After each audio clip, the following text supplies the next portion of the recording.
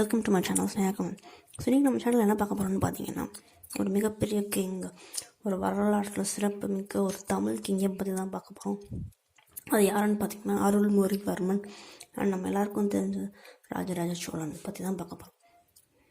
So Rajaraja Cholan அவர் முத ஆட்சிக்கு எப்படி வந்தாருன்னு பார்த்தீங்கன்னா, அவர் ஆட்சிக்கு வர்றதுக்கு முன்னாடி அவங்க அப்பா இறந்ததுக்கப்புறம் அவரோட மூத்த அண்ணன் அவங்க தான் வந்து ஆட்சிக்கு வந்திருக்காங்க. ஸோ தந்தைக்கு அப்புறம் அவங்களோட பையன் ஆட்சிக்கு வந்திருக்காங்க. ஸோ அவங்களோட அண்ணனும் இறந்ததுக்கப்புறம் தான் நம்மளோட ராஜராஜ சோழன் வந்து அடுத்த ஆட்சிக்கு வந்திருக்காங்க. ஸோ அவர் காலத்துலேயுமே பார்த்திங்கன்னா இந்த எலெக்ஷன் இந்த மாதிரி இதெல்லாம் இருந்திருக்காங்க. ஸோ மக்களோட ஓட்டு யாருக்கு அதிகமாக இல்லை மக்கள் யாரை விரும்புகிறாங்க, அடுத்து எந்த ராஜா வரணும்னு மக்கள் விரும்புகிறாங்களோ அவங்கள தான் ராஜாவாக ஆக்கியிருக்காங்க. ஸோ இவர் எப்போ பிறந்தவர்னு பார்த்தீங்கன்னா 9th century பிறந்த ராஜா இவர். ஸோ 947. ஸோ அந்த காலத்தில் தான் அவர் பிறந்திருக்காரு. அண்ட் 985 தான் இருந்து ராஜாவாக இருக்கார். ஸோ அது வரைக்கும் இவர் வந்து ராஜாவாக ஆகிறதுக்கு முன்னாடியே இவர் வந்து மக்களோட குறைகள் அது எல்லாத்துலேயுமே அவங்க அண்ணன் கூட போகிறதா இருக்கட்டும், அவங்க அப்பா கூட போகிறதா இருக்கட்டும், ஸோ அந்த மாதிரி விஷயத்துலலாம் வந்து ரொம்பவும் ஈகராக இருந்திருக்காரு. அண்ட் சிவிலைசேஷனாக இருக்கட்டும், ஸோ மிலிட்ரி ஃபோர்ஸஸாக இருக்கட்டும், ஸோ எல்லாத்துலேயுமே வந்து சிறந்து விளங்கியிருக்காரு. ஸோ இவர் வந்து ஒரு மிகப்பெரிய சோழன் காலத்திலேயே ரொம்பவும் பெரிய அடையாளமாக இருந்த ஒரு ராஜராஜ சோழனாக இருந்திருக்காரு. அண்ட் இவங்க வந்து மிடிவல் பீரியடில் இருந்திருக்காங்க. ஸோ இவர் ஆட்சிக்கு வந்த பிறகு தான் சோழ காலத்துக்கே ஒரு பெரிய ஒரு விடிவு காலம் வந்துச்சுன்ற மாதிரியும் சொல்கிறாங்க. ஏன்னா இவர் வந்து ரொம்பவும் ஒரு தனித்துவமான ரொம்பவும் திறமசாலியான ராஜாவாக இருந்திருக்காரு. ஸோ நிறையா லேண்ட், நிறையா மக்களை வந்து ஆட்சிக்குள்ளே கொண்டு வந்திருக்காரு. நிறையா கிங்டம் வந்து இவர் ஆட்சிக்குள்ளே கொண்டு வந்திருக்காரு. ஸோ மற்ற ராஜாக்கள் கூட போர் புரிஞ்சு நிறையா வெற்றிகள் காணிச்சிருக்காரு. அண்ட் இவர் வந்து நிறையா மக்களுக்கும் நிறையா நன்மைகள் செஞ்சுருக்காரு. ஸோ நிறையா லேண்ட் ஆக்குபை பண்ணாருன்னு சொன்னோம். அது எது வரைக்கும்னு பார்த்தீங்கன்னா 3/4 ஆஃப் தி ஸ்ரீலங்கா, தென் அப்புறம் half of the eastern Asia and north India வரைக்கும் மேலே வரைக்கும் போயிருக்காரு. ஸோ இவ்வளோ தூரம் கேப்சர் பண்ணியிருக்காங்கன்னு பார்த்தீங்கன்னா அவங்க வந்து நேவிலையும் சிறந்து விளங்கியிருக்காங்க. ஸோ லேண்ட் மிலிட்ரி மட்டும் இல்லாமல் நேவி, ஸோ கடற்படையிலையுமே வந்து இவங்க ரொம்பவும் சிறந்து விளங்கியிருக்காங்க. அண்ட் இவங்ககிட்ட 10 லட்சத்துக்கும் மேற்பட்ட இராணுவ வீரர்கள் இருந்தாங்கன்ற மாதிரி சொல்கிறாங்க. அண்ட் இவங்க வந்து இந்த பக்கம் ஸ்ரீலங்கா, இந்த பக்கம் மால்தீவ்ஸ் கொண்டு போய் பிடிச்சிருக்காங்க. ஸோ கடல்லையே பாருங்கள், ஸோ கடல்லையே சண்டை போட்டு போய் பிடிச்சிருந்துருக்காங்க அடுத்த நாடுகளை. ஸோ இவங்க அண்ணனுக்கு அப்புறம் இவங்களுக்கு வந்து ரொம்ப வயசு கம்மியாக இருந்தனால இவங்களுக்கு பக்கபலமாக இருந்தது யாருன்னு பார்த்தீங்கன்னா இவங்களோட கூட பிறந்த அக்கா. ஸோ இவங்களுக்கு ராஜராஜ சோழனுக்கு ஒரு அக்கா மற்றும் ஒரு அண்ணா வந்திருக்காங்க. ஸோ இவங்களுக்கு வந்து ரொம்பவும் ஹெல்ப்ஃபுல்லாக இருந்தது பார்த்திங்கன்னா இவங்களோட அக்கா தான். ஸோ இவங்களுக்கு வந்து ஒரு ஃபுல் கைடாக, ஒரு கேர்டேக்கராக, ஒரு ஃபிலாசபராக எல்லாத்துக்குமே இருந்திருக்காங்க. ஸோ மிலிட்ரியை பற்றியாக இருக்கட்டும், நாட்டு மக்களை பற்றியாக இருக்கட்டும், ஸோ சண்டைக்கு இதாக இருக்கட்டும், ஸோ வாராக இருக்கட்டும், ஸோ எல்லாத்துலேயுமே வந்து ஃபுல் அண்ட் ஃபுல் நல்ல அட்வைஸ் கொடுத்து இவங்களை வந்து முன்னேற்றத்துக்கு ஹெல்ப் பண்ணது இவங்களோட அக்கா. ஸோ இவங்க அக்கா பேர் என்னென்னு பார்த்தீங்கன்னா குந்தவி தான் இவங்க அக்கா பேர். ஸோ நமக்கு இந்தியன் கல்ச்சராக இருக்கட்டும், ஸோ தமிழியன் பீப்புளாக இருக்கட்டும், நிறைய ராஜாக்களோட ஹிஸ்ட்ரி வந்து நம்மளுக்கு தெரியாமல் போனது காரணம் வந்து நம்ம வந்து ரிட்டன் ஃபார்மில் எதுவுமே வைக்கல, அதனால தான் நம்மளுக்கு தெரியாமல் போச்சு. பட் ராஜராஜ சோழன் வந்து தெளிவாக இருந்திருக்காரு. ஸோ அவரோட ஹிஸ்ட்ரி வந்து அவருக்கு அடுத்து வர்ற மக்களுக்கு தெரியணுன்றதுக்காண்டியே அவரோட இது எல்லாத்தையுமே வந்து குறிப்பிட்டு வச்சுருந்துருக்காரு அண்ட் எழுதி வச்சுருக்காரு. ஸோ ரிட்டன் ஃபார்மில் வச்சுருந்துருக்காரு. ஸோ ஈவன் பொயட்டிக்லேயுமே பார்த்திங்கன்னா ராஜராஜ சோழன் ரொம்பவும் ஈடுபாட்டில் வந்திருக்காரு. ஸோ அப்பர், திருமூலர், சம்பந்தர் அந்த மாதிரியான 3 பொயட்ஸோட இதையுமே வந்து சேர்த்து தான் நல்ல ஒரு புக்காக மெயின்டைன் பண்ணி வச்சுருந்துருக்காரு. ஸோ இவங்கெல்லாம் வந்து மீனாட்சி அம்மன் டெம்பிளோடையும் சேர்ந்துரு. ஸோ அங்கேயும் பார்க்கலாம் நீங்கள். ஸோ இவங்களுக்கெல்லாம் ஹிஸ்ட்ரி வந்து அழிஞ்சிடக்கூடாதுன்றதுக்காண்டியே வந்து இவங்க ஹிஸ்ட்ரியை ரொம்பவும் இதாக மெயின்டைன் பண்ணியிருக்காங்க. ஸோ அதை வந்து அடுத்து வர்ற மக்களுக்கு தெரியணுன்றதுக்காண்டியே வந்து நல்லா யூஸ் பண்ணிட்டு இருந்திருக்காங்க. அண்ட் இவர் கட்டின கோயில்கள்லேயும் பார்த்திங்கன்னா இவரை பற்றின ஹிஸ்ட்ரிகள் வந்து நல்லா கல்லுலலாம் பதிச்சு வச்சுருந்துருப்பார். ஸோ கோயில்கள் கெட்டுறது மட்டும் இல்லாமல் ஸோ கல் பதிச்சதுனால இவங்க வந்து சிவ வைசமாகவும் வந்திருக்காங்க. ஸோ நிறையா சிவன் கோயில் கட்டியிருக்காரு. ஸோ இவர் போய் பிடிக்கிற ஊர்கள், ஆட்சி பண்ணுற ஊர்கள் ஆகட்டும், எல்லாத்துலேயுமே வந்து நிறையா சிவன் கோயில் கட்டியிருக்காரு. இவர் கட்டின நிறையா கோயில்கள்லேயே இவரோட ஹிஸ்ட்ரி வந்து பதிக்கப்பட்டிருக்கு. அந்த முக்கியமான கோயிலான பிரகதீஸ்வரர் கோயில், ஸோ நம்ம தஞ்சை பெரிய கோயில், அதுலேயும் நம்ம ராஜராஜன் சோழன் பற்றின கல்வெட்டுகள் எல்லாமே இருக்குது.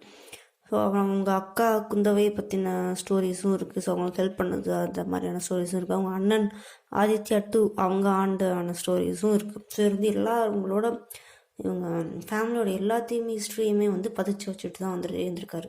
இவருக்கு அவர் ஆட்சி செஞ்ச காலத்தில் பார்த்தீங்கன்னா, ஸோ மன்னர்கள் வந்து இவர் ராஜராஜ சோழன் வந்து அவங்க ஊருக்கு போர் புரிய வர்றாருன்னு தெரிஞ்சாலே நிறையா மன்னர்கள் வந்து போரே புரியாமல் போருக்கே போகாமல் அவங்க நாட்டை வந்து இவர்கிட்ட கொடுத்துட்டு போயிடுவாங்க. ஸோ நாங்கள் ஏன்னா போர் புரிஞ்சாலும் ராஜராஜ சோழன் கிட்ட வந்து தோற்று போயிடுவோன்ற பயத்திலே வந்து நிறையா மன்னர்கள் வந்து கொடுத்துட்டு போயிடுவாங்களாம்.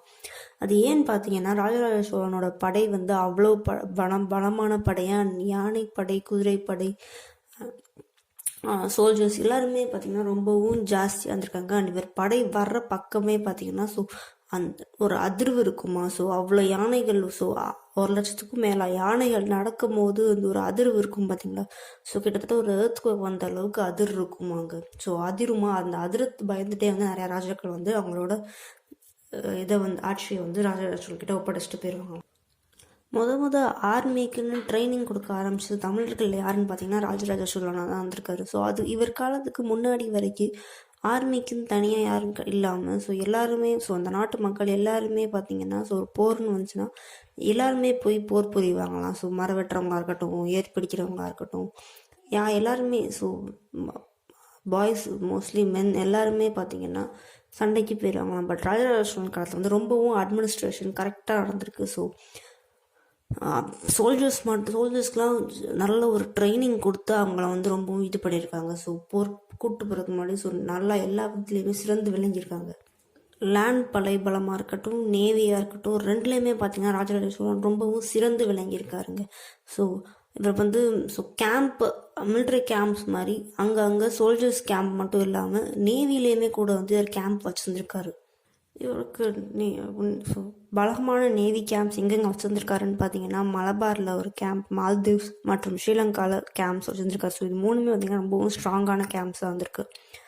அண்டு கன்ஸ்ட்ரக்ஷனில் வந்து இவர் ரொம்பவும் ரொம்ப ஒரு ஈர்ப்போடு வந்திருக்காரு. And large scale constructions, so நிறையா கோயில்கள் வந்து கட்டியிருந்திருக்காரு. ராஜராஜ சோழன் பார்த்திங்கன்னா மொத்தம் 3 மனைவிகள். ஸோ இவங்களுக்கு குழந்தைகள் பார்த்திங்கன்னா 3 பெண் குழந்தைகள் மற்றும் ஒரு பையன். அந்த பையன் தான் பார்த்திங்கன்னா அடுத்த ராஜேந்திர சோழனாக வந்து ஆட்சி புரிஞ்சவர். என்னதான் நல்லா வாழ்ந்த ராஜாவாக இருந்தாலும் அவரோட இறப்பு வந்து இன்னமும் ஒரு கேள்விக்குறியாக தான் இருக்குது. ஸோ அவரோட டெத்துக்கு இன்னமும் ஒரு சரியான இது சொல்ல முடியல. ஸோ அவர் எப்படி இறந்தாருன்றதுக்கான ஒரு கரெக்டான ஒரு இது இன்னும் இல்லை. சில பேர் என்ன சொல்கிறாங்கன்னு பார்த்தீங்கன்னா, அவர் போர் புரிஞ்சுக்கிட்டு இருந்தப்போ அவர் வந்து போரில் இறந்துட்டாருன்றாங்க. சிலர் என்ன சொல்கிறாங்கன்னு பார்த்தீங்கன்னா, பிரகதீஸ்வரர் கோயிலில் ஒரு ஹைட்டான ஒரு விமானத்தில் நிற்கும் போது பின்னாடி இருந்து அவர் ஒரு பெண் தள்ளி விட்டுட்டாங்க. ஸோ அதில் விழுந்து இறந்துட்டாருன்ற மாதிரியும் சொல்கிறாங்க. சிலர் என்ன சொல்கிறாங்கன்னு பார்த்தீங்கன்னா, சிலர் வந்து இல்லை அவர் உடம்பு சரியில்லாமல் வந்து நேச்சுரல் டெத்தாக தான் இறந்தாருன்ற மாதிரி சொல்கிறாங்க.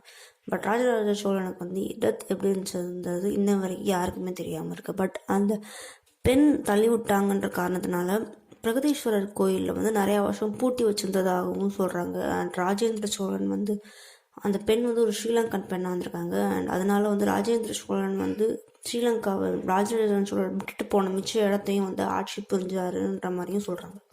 கோயிலில் அவர் இறந்தனால அவரோட பையனே வந்து அந்த பிரகதீஸ்வரர் கோயிலை வந்து பூட்டி வச்சுட்டதாகவும் மக்கள் யாரையும் அங்கே உள்ளே விடாமல் வச்சுருந்ததாகவும் சொல்கிறாங்க. அண்ட் ராஜராஜ சோழனோட ஆத்மா வந்து அந்த கோயிலுக்குள்ளே தான் இன்னும் சுற்றிக்கிட்டு இருக்குன்ற மாதிரி பல பேர் நம்புகிறாங்க. ஆனால் இன்னொரு முக்கியமான விஷயம் பார்த்தீங்கன்னா, அந்த கோயிலுக்கு வந்து ஸோ ஒரு ஆட்சியில் இருக்கவங்க யாராவது போனாங்கன்னா உடனே அவங்களுக்கு வந்து எதிர் ஆட்சி அவங்கள விட்டுட்டு போயிடும், அப்படி இல்லாட்டி அவங்க வந்து இறந்துருவாங்கன்ற மாதிரி தான் நம்பப்படுது இன்னைய வரைக்கும். ஸோ ஈவன் அதுக்கு ஒரு எக்ஸாம்பிள் பார்த்திங்கன்னா, நம்ம கலைஞர் 1000 வருஷம் கொண்டாடினாங்க. ஸோ அதுக்கப்புறம் ஒரு ஆட்சி இல்லை. அண்ட் அதுக்கப்புறம் ஜெயலலிதா அம்மா போயிட்டு வந்தாங்க. ஸோ அவங்க போயிட்டு வந்ததுக்கப்புறம் தான் அவங்க இழந்தாங்கன்ற மாதிரியும் சொல்கிறாங்க. ஸோ அதனால தான் இப்போ கூட சைனாவில் வந்து மோடியை பார்க்க வந்தவங்க வந்து மோடி வந்து பிரகதீஸ்வரர் கோயிலுக்கு கூட்டிகிட்டு போகல, இதை ஆட்சி போயிடும் இல்லாடி இறந்துருவோன்ற பயத்தினால தான் கூப்பிட்டு போகலன்ற மாதிரி நிறைய பேர் என்ன சொல்லிட்டுருக்காங்க. பட் எது உண்மைன்றது இப்போதைக்கு தெரில. ஸோ இன்னும் எதுவும் சயின்டிஃபிக்காக ப்ரூவ் ஆகலை. இப்போ நல்லா ஆண்ட ராஜாவுக்கு வந்து அவரோட மகன் ராஜேந்திர சோழன் வந்து எதுவுமே கெட்டலை, ஈவன் ஒரு மணிமண்டபம் கூட பெருசாக கெட்டலைன்ற மாதிரி தான் மக்கள் ஃபீல் பண்ணாங்க. ஸோ அது ஏன்னு சொல்கிறாங்கன்னு பார்த்தீங்கன்னா, ஸோ அவர் ஒரு பெண் தள்ளிவிட்டு தங்களோட அப்பா இறந்துட்டாருன்ற ஒரு கவலைனால தான் ராஜேந்திர சோழன் வந்து எதுவுமே கெட்டலைன்ற மாதிரி சொல்கிறாங்க. அவருக்கு வந்து இன்னும் பட் அவங்க இதில் வந்து பார்த்திங்கன்னா இவங்க வந்து எரிச்சிருக்கணும், பட் எரிக்காமல் இவர் வந்து ஒரு புதைச்சி ஒரு சின்ன சமாதி மாதிரி கட்டி வச்சுருந்துருக்காங்க. பட் இன்னும் என்ன பார்த்தீங்கன்னா அதுக்கு சமாதி வெறும் சமாதி தான், உள்ள ராஜராஜ சோழனோட பாடி கிடையாதுன்ற மாதிரி நிறைய பேர் சொல்கிறாங்க. அண்ட் ராஜராஜ சோழன் சொன்ன இன்னொரு ஒரு முக்கியமான விஷயம் என்னன்னு பார்த்தீங்கன்னா காயின்ஸ். ஸோ காயின்ஸ் இதில் வந்து ரொம்பவும் சிறந்து விளங்கியிருக்காரு. ஸோ அந்த காலத்துலலாம் பார்த்தீங்கன்னா காசுன்றது ரொம்பவும் ஒரு அற்புதமானது அண்ட் ரொம்ப மதிப்பு ஜாஸ்தி இருந்துச்சு. ஸோ ஒரு காயினுக்கு மதிப்பு ஜாஸ்தி இருந்துச்சு, மக்கள் யாரும் அவ்வளோவா செலவழிக்க மாட்டாங்க. அண்ட் அந்த காலத்தில் ராஜாலாம் பார்த்திங்கன்னா எதர் காசில் வந்து அவங்க காயின்ஸில் வந்து அவங்க ஃபேஸ் இல்லாட்டி அவங்களோட எம்பளத்தை தான் வச்சுருந்துருக்காங்க காயினில் பதிச்சு. பட் ராஜராஜ சோழன் என்ன பண்ணியிருக்காருன்னு பார்த்தீங்கன்னா ஒரு பக்கம் ராஜராஜ சோழன் ஸோ அவங்க ஆட்சி காலத்தில் வந்து ராஜாக்களோட முகங்களும் இன்னொரு பக்கத்தில் கடவுள் முகத்தையும் பதிச்சு வச்சுருந்துருக்காரு. ஸோ மக்கள் இதை வந்து காசை வந்து ரொம்பவும் பொக்கிஷமாக வச்சுருந்துருக்கனால ஸோ ஒரு சிவன் ஃபோட்டோ சிவனோடதை வந்து பதிச்சு வச்சு தான் இது பண்ணிக்காங்க. அண்ட் இவர் ஆட்சி செஞ்ச காலம், இவர் ஆட்சி செஞ்ச லேண்ட் ரொம்பவும் மாசுவான லேண்டில் போய் ஆட்சி செஞ்சனால நிறைய பக்கம் இவங்களோட காயின்ஸ் வந்து ஆய்க்காலஜிபட்மெண்ட்டால் எடுக்கப்பட்டிருக்குன்ற மாதிரி சொல்கிறாங்க. ஸோ ஸ்ரீலங்காவாக இருக்கட்டும், சவுத் இந்தியாவாக இருக்கட்டும், நார்த் இந்தியாவாக இருக்கட்டும், ஸோ ஈஸ்டர்ன் ஏஷியா, மால்தீவ்ஸ் இந்த மாதிரி பக்கத்தில் நிறைய இடத்துல வந்து ராஜராஜனோட காயின்ஸ் கிடச்சதுன்ற மாதிரி நம்புகிறாங்க. ஸோ இன்னமும் கிடச்சிச்சுன்னு ஆட்சி பண்ணணும்னு சொல்கிறாங்க.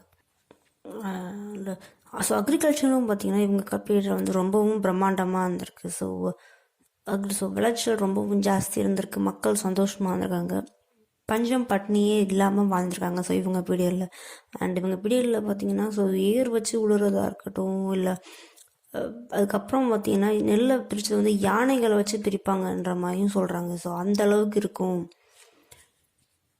அந்தளவுக்கு அவ்வளோ மூட்டைகள் நெல் வரும்ன்ற மாதிரியும் சொல்கிறாங்க.